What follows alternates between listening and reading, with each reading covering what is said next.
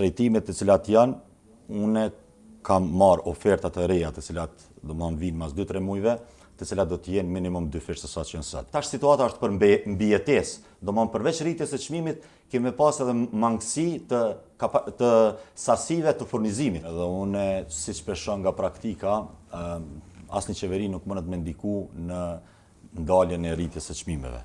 Unë vi nga një industri, me thënë e veçantë e polietilenit, ku lidhet edhe pasi që vjen prej derivateve të naftës, dhe kjo lidhet dhe kjo është zinxhiri që do të vi pas. Do më thonë, shtrejtimet të cilat janë, une kam marrë ofertat e reja të cilat do më vinë mas 2-3 mujve, të cilat do të jenë minimum 2 fish të sa që janë sot. Këto mi me ndërlidhe dhe të pjesa e kolegut tim, që e përmendi me qumsht, pasi si qumshtoret, fabrikat e ujrave, fabrikat e ushqimeve, të gjitha paketohen me një ambalazh nga polietileni. Dhe ajo është një farë forme që ushqimore deri në 10% e kanë kostën e ambalazhës, nesër do ta kenë 20%. Mos të flasim për qumshtoret ku me siguri e kanë edhe më shumë, pasi që peti ka pak ku ambalazhat gjitha bëhen nga polietileni, e mos të flasim për fabrikave të ujit që e kanë plotësisht krejt, do me thonë polietilен. Edhe kjo do të ketë shumë efekt negativ të rritjes së çmimit, ku na s'di çka mund të bëjmë. Apo thoni që tash kena me pas më shumë në të ardhmen, se sot rritje të çmimeve, apo qyshe përkufizoni këto çka të ndodh që tash për momentin? Po për shembull, çmimet nuk janë ngrit dhe nuk kanë ardhur të ngritura.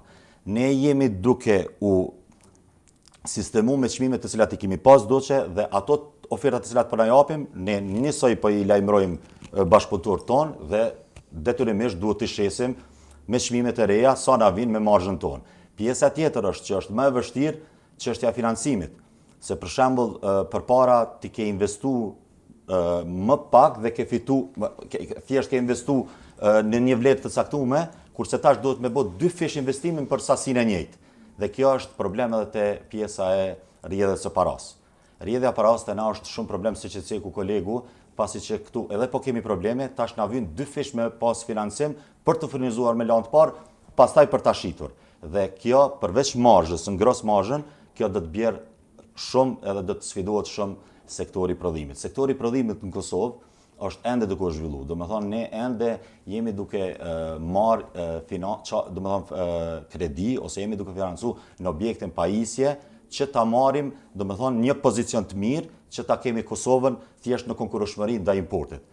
Unë mendoj që pjesa e çmimeve tavan për produkt vendor është e pakuptimit, pasi që ne nuk jemi në ndonjë pozitë që mund t'i rrisim çmimet, pasi që i kemi importet të dera. Do me thonë, për mendimin tem, do të bëhet një strategji pak më e veçantë dhe të mbrohet të te i kalohet kjo situatë, se tash situata nuk është, tash situata është për mbijetesë. Do më përveç rritjes së çmimit, kemi pas edhe mangësi të sasive të furnizimit.